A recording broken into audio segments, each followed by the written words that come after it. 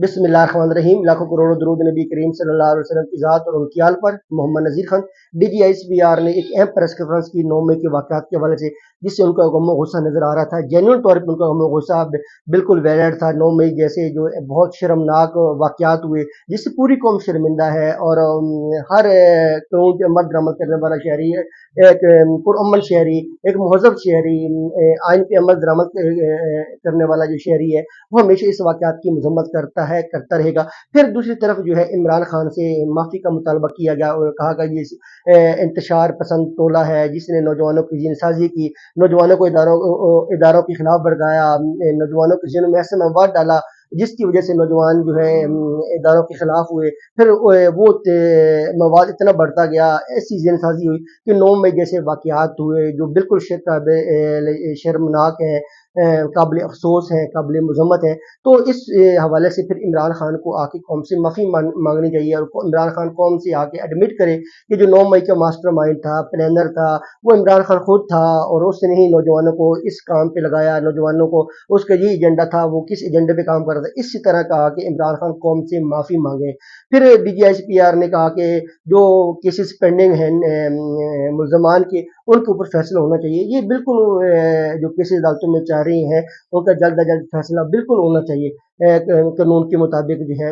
तो इमरान खान साहब जो है, ये आप याद रखें कि वो 9 मई के वाक़यात जो हैं उसकी मजम्मत कर चुकी हैं। जब जस्टिस उमर अता बंदियाल थे तो इमरान खान, जब 9 मई का वाक़या हुआ तो इमरान खान उस वक़्त जो है लॉ एनफोर्समेंट एजेंसी की कस्टडी में थे। तो जब उनको सुप्रीम कोर्ट पेश किया गया तो उसने उस वक़्त भी जो है 9 मई के वाक़ये की मजम्मत की थी और उसको शर्मनाक कह दिया था कि ये वाक़ई शर्मनाक काबिल अफ़सोस वाक़यात हुए हैं।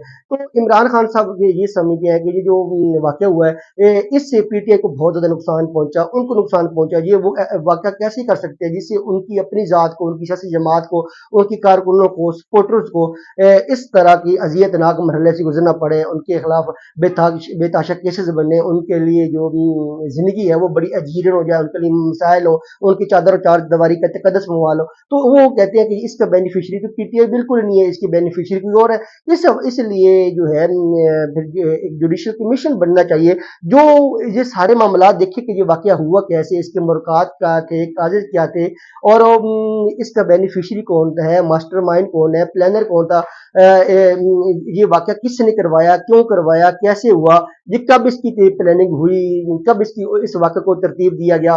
क्योंकि ये ऐसे तो नहीं है कि यकदम ये वैसे वाकया हुआ। डेफिनेटली इसके वाकये की प्लानिंग बननी होगी, तरतीब दिया होगा, एक सारा प्लान होगा। तो ये सिर्फ और सिर्फ एक जुडिशियल कमीशन ही जो है इस चीज को डिग आउट कर सकता है, कौम के सामने सच ला सकता है, हक़ीक़त ला सकता है, कौम को इस्तराब की परेशानी की कैफियत से निकाल सकता है और कौम को असल जो मुजरम है, जो वाकई जो असल प्लानर है, उनके चेहरे कौम के सामने ला सकता है कि ये वो लोग हैं जिन्होंने 9 मई के वाकया के जो है वो तरतीब दिया, ये बेनिफिशियरी है, चाहे उसमें इमरान खान हो, कोई भी हो।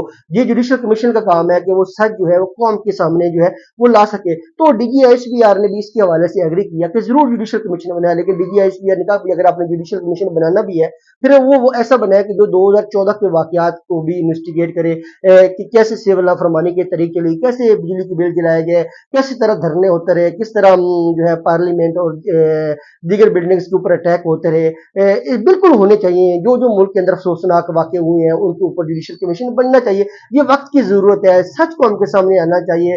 अब क्योंकि महंगाई मुल्क के अंदर बहुत ज्यादा बढ़ चुकी है, काफी ज्यादा पाकिस्तान के अंदर मसैल है और सबसे ज्यादा हमारी नौजवान नस्ल है जो बिल्कुल जो है कुछ ऐसी जमात और कहती है, बाकी लोग कुछ और कहते हैं, जो इस तरह की परेशानी की डबल माइंड की कैफियत में जब जुडिशियल कमीशन बनेंगे, जब उनके सामने सच आएगा तो डेफिनेटली कौम को भी असल मुल्क सामने नजर आएंगे, नौजवान नस्ल को मुल्क सामने आएंगे कि असल चीज क्या थी। तो DGISPR भी इसके ऊपर एग्री है कि जुडिशियल कमीशन बनना चाहिए, लेकिन वो 2014 से बना जाए, चाहे 2014 से वो शुरू करे, लेकिन जुडिशियल कमीशन एटलीस्ट काम तो शुरू करे ताकि 2014 से शुरू कर ले, बिल्कुल 2014 से होना चाहिए, तो ताकि कौम को सच सामने आना चाहिए। ये ऐसा वाकया है, ये जो बिल्कुल काबिल अफसोस है, काबिल मजम्मत है। पाकिस्तान की तारीख में ऐसा अफसोसनाक वाकया पेश नहीं आया تو ڈیفینیٹلی اس واقعے کی مکمل طور پر تحقیقات ہونی چاہیے اور اصل جو لوگ ہیں چاہے وہ عمران خان ہی کیوں نہ ہو اس کا چہرہ جو ہے قوم کے سامنے ہونا چاہیے اور قوم کو جوڈیشل کمیشن کی جو رپورٹ ہے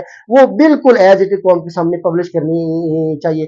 دوسری طرف جو ہے ایک سیاسی ماحول پاکستان کے اندر بنا ہوا ہے اور جو دو تہائی اکثریت تھی اب وہ کسی سیاسی جماعت کی جو ہے پارلیمان کے اندر جو اتحادی جماعت حکومت ہے اس کی پارلیمان کے اندر جو ہے دو تہائی اکثریت نہیں. اس کا مطلب یہ ہے کہ ان کو اب آئین میں ترمیم کرنے کے لیے بڑی مشکل وقت ہوگی.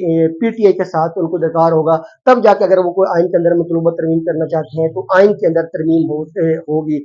تو ڈیفینیٹلی جو ہے اب ملک ہم نے آگے بڑھنا ہے چاہے شہری ہوں جو کوئی بھی ہو سب کو اداروں کا احترام کرنا ہے اور ادارے جو ہیں وہ ملک کی سلامتی کی ضامن ہے. انہوں نے ملک کی بڑی خدمات کی ہوئی ہیں. سب کو اداروں کو قدر کی نگاہ سے دیکھنا چاہیے. تو جو سیاسی معاملات ہیں وہ سیاسی میدان میں ہی حل ہونے چاہیے اور سیاسی معاملات جو سیاسی میدان میں ہی حل ہو تو پھر اچھا لگتا ہے ملک آگے بڑھتا ہے. سیاسی جماعتوں کے درمیان اختلاف ہوتا ہے لیکن اپنے سیاسی اختلاف میں کبھی بھی اداروں کو درمیان میں نہیں لانا چاہیے کیونکہ اداروں کو کچھ جو لوگ ہوتے ہیں وہ اس طرح کا اپنا موقف پیش نہیں کر سکتے جس طرح سیاسی جماعتوں کے اپنے ترجمان ہوتے ہیں ان کے لیڈرز ہوتے ہیں ایم این ایز ہوتے ہیں ایم پی ایز ہوتے ہیں ان کے پاس پورا ایک لامحدود فورس ہوتی ہے. سیاسی جماعتوں کے پاس M N As M P As جو ان کا دفاع کرتے رہتے ہیں اور اداروں کو جو ہے سیاست میں بالکل بھی نہیں لانا چاہیے. سیاسی جماعتیں اس سے گریز کریں چاہے پاکستان تحریک انصاف ہو نون لیگ ہو نواز شریف ہو عمران خان ہو جو بھی لیڈر ہو ان کو چاہیے کہ اپنی سیاست کی آڑ میں اپنی سیاسی کشمکشی میں سیاسی بینیفٹ میں سیاسی دشمنیوں میں ایک دوسرے کے اوپر نیچے اقتدار کی خاطر جو ہے کبھی بھی اداروں کو کنٹروورشل نہ کرے. ادارے ہیں تو پاکستان ہے ملک ہے. اداروں کی وجہ سے ملک ترقی کرتا ہے. اداروں کی وجہ سے جو ہے ہمارے ملک کے اندر امن و امان کی صورتحال بہتر ہے. تو ڈیفینیٹلی ہمیں جو ہے اداروں کا جو ہے احترام بالکل کرنا چاہیے اور ساتھ ساتھ جو سیاسی جماعتیں ہیں ان کو بھی اپنا ضروری احتساب کرنا چاہیے کہ ملک کے اندر مہنگائی کیوں ہو رہی ہے سیاسی لیڈران جو ہے وہ کیوں پرفارم نہیں کر رہے کیوں ناکام ہوئے جا رہے ہیں اور عام آدمی کو جو سیاسی لیڈران ہیں وہ ریلیف کیوں نہیں دے سکے. پاکستان زندہ باد. پاک فوج زندہ باد.